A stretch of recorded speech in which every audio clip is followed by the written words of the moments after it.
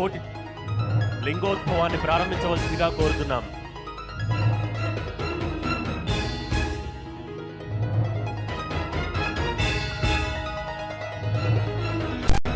ब्रह्ममुरारिसुरार्चितलिङ्गं निर्मलभासितशोभितलिङ्गम् जन्मज दुःखविनाशकलिङ्गं तत्प्रणमामि सदा शिवलिङ्गम्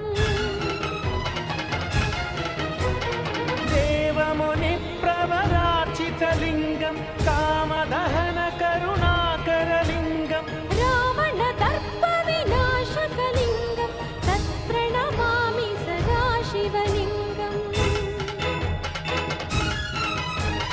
सर्वसुगन्धसुलेपितलिङ्गं बुद्धिविवर्धनकारणलिङ्गम्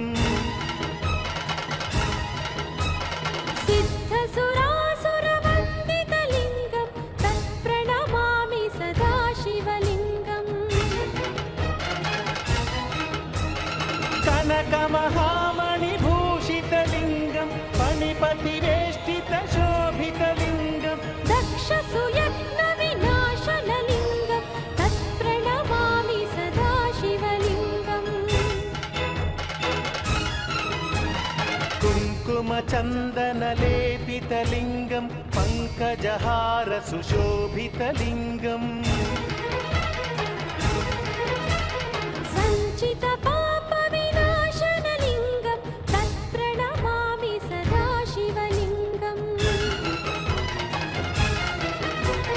देवगणार्चितसेवितलिङ्गं भावैर्भक्तिभिरेव च लिङ्गं दिनकरकोटिप्रभाकरलिङ्गं तत्प्रणमामि सदा शिवलिङ्गम् अष्टदलोपरिवेष्टितलिङ्गं सर्वसमुद्भवकारणलिङ्गम् अष्टदरिद्रविनाशनलिङ्गं तत्प्रणमामि सदा शिवलिङ्गम्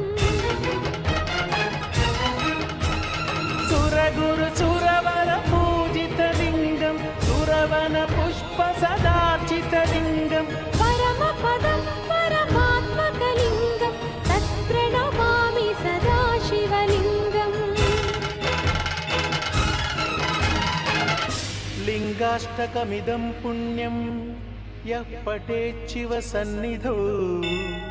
शिवलोकमवाप्नोति शिवेन सह मोदते।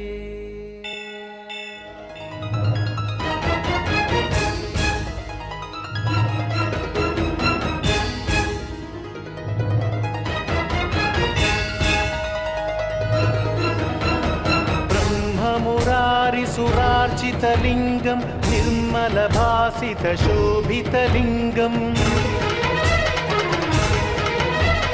जन्मज दुःखविनाशकलिङ्गं तत्प्रणमामि सदा शिवलिङ्गम् देवमुनिप्रवरार्चितलिङ्गं कामदहनकरुणाकरलिङ्गं रावणदर्पविनाशकलिङ्गं तत्प्रणमामि सदा शिवलिङ्गम् सर्वसुगन्धसुलेपितलिङ्गं बुद्धिविवर्धनकारणलिङ्गम् सिद्धसुरासुरवन्दितलिङ्गं तत्प्रणमामि सदा शिवलिङ्गम्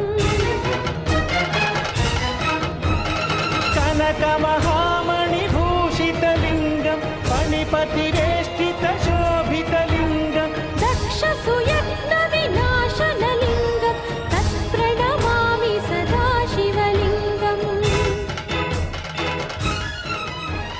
कुङ्कुमचन्दनले అద్భుతమైన